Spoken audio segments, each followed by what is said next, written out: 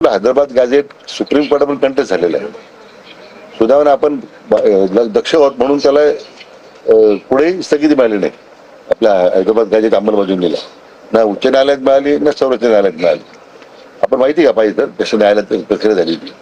पण आम्हाला भीती काय आहे की आता लगेच सातारा गॅझेट आपण आणलं, अगोदर हैदराबाद गॅझेटचा निर्णय अंतिम व्हायचा आहे. कोर्टापुढे तो निकाल येते. याचा आपण सातारा गॅझेट आणलं तर याला कोर्ट स्थगिती देऊन टाकेल की एक आम्ही ऑलरेडी कोर्टात मॅटर असताना तुम्ही का दुसरं काढलं. नाही, मग कोर्टाला सरकारने सांगा ना 94चा JR सुद्धा स्थगिती आण म्हणून. हा, सरकारने सांगा ना. आता तो काही आपल्या असं नाही होणार ना, असं नाही होणार. आमच्या नोंदी लेखी आहेत ना, रेकॉर्ड दस्तावेज आहे. साहेब असं कसं बोलताय? ऐकून घ्या तुम्ही आमचा दस्तावेज. आमचं पण ऐका, आता तुमचं ऐकलं नाही. ऐकतो मी तुमचा. तुम्ही 94चा तुम्ही फक्त 2 मिनिट, फक्त 2 मिनिट. 94चा JR त्यांनी काढला एका वेळेवर, तो टिकू शकतो. आणि आमचा आधार आहे सरकारी दस्तावेज हैदराबाद गॅझेटचा. सातारा संस्थान, कोल्हापूर संस्थांनी आरक्षण दिले सगळ्या दुनियाला. ते गॅझेट टिका काय कोर्टात? नाही, ते आपण जे औंध म्हटलात ना, औंध संस्थांचं वगैरे ते सुद्धा आपण तयारी केली. सगळे बनवा बनवी. नाही नाही पाहिलं तर आपलं नाही, मी तुम्हाला दुखवत नाहीये. दुखायचं माझी भाषा, मी वेगळंच बोलतोय. मला तुम्हाला दोघाला दुखवायचं नाही. माझी विनंती काय, तुम्हाला जेवढं करू वाटतंय तेवढं समाजासाठी करा. मी आंदोलन करणार. नाही असं करू नका. तुम्हाला जेवढं करू वाटतंय तेवढं करा. तुम्ही राजीनामा बी देऊ नका. तुम्ही बसले आमचं संघ लय झालं, लांबून का म्हणत नुसतं मी ऐकतोय माग. तुम्हाला काय जाऊ दे तिकडे, काय तुम्हाला वर्गडीत मला वर्गडीत वर्गडत जाऊ दे तिकडे. समाजात तरी चालेल पाटील. म्हणजे जे आपण जे करतो ना, नाही तर ते तर प्रामाणिक असते तर आतापर्यंत हैदराबाद गॅझेट स्टे मिळून गेला असता, सुप्रीम कोर्ट मिळून गेला असता. आपण मिळू जागा स्टे 94 लोक मिळाला ना.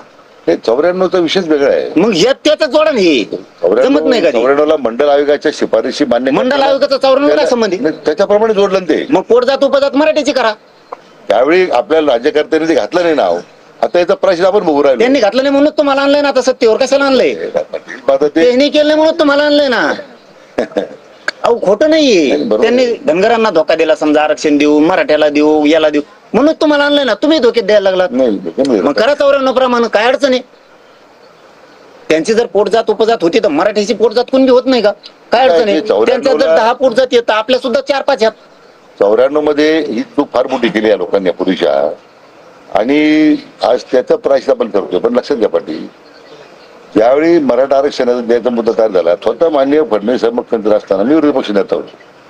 आम्ही पूर्ण सहकार्य सरकारला केलं म्हणून हायकोर्टामध्ये सुप्रीम कोर्टापर्यंत आपण टिकवलं. आरक्षण 2 वर्ष मुलांना मिळालं. दुर्दैवानं सरकार बदललं. त्यांचा आरक्षण JR सुद्धा सरकारनंच बनवलाय. आपला JR पण सरकारनंच बनवलाय. तुम्हीच बनवणार आता सुद्धा.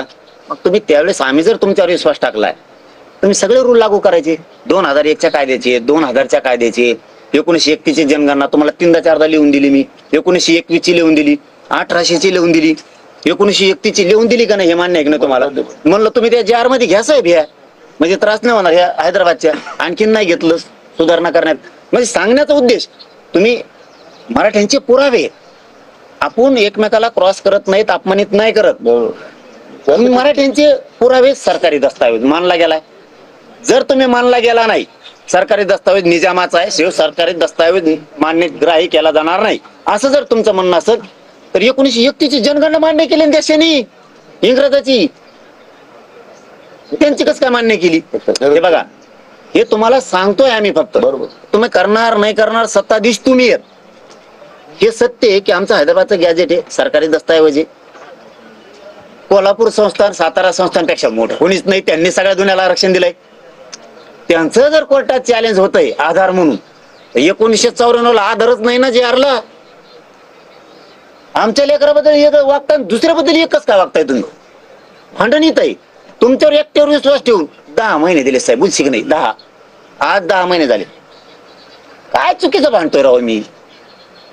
तुमच्या हातून जर माझ्या समाजाच्या लेकराचं कल्याण होणार असलं, आज भांडण, उद्या प्रेम बी करील ना. तुम्ही जर म्हणता भांडूच नको, तो आंदोलन बसू नको, उद्या माझ्या पोरात वाटलं होते 58 लाख नोंदीतले व्हॅलिडेज दिल्या नाहीत. एक दुसरं हैदराबाद गॅझेट काढले, अहो नाही देत प्रमाणपत्र. तुम्ही म्हणतात अधिकाऱ्याला सांगितलं नाही, सरकारने सांगितलं कचाकच नाव सांगू नाव.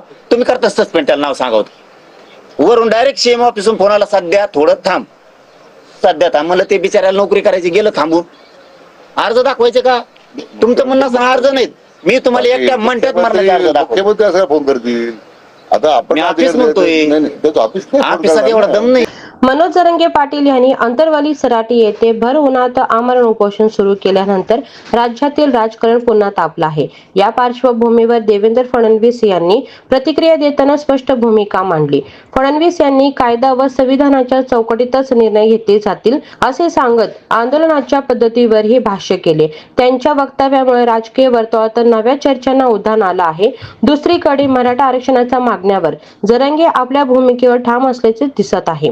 राज्यातील लाखो नागरिकांचे लक्ष आता सरकार आणि आंदोलनकर्त्यांमागील चर्चेकडे लागले आहे. तुमच्या मते आंदोलनामुळे प्रश्न सुटतात की चर्चेतून तोडगा निघतो? कमेंटमध्ये आपलं मत नक्की सांगा.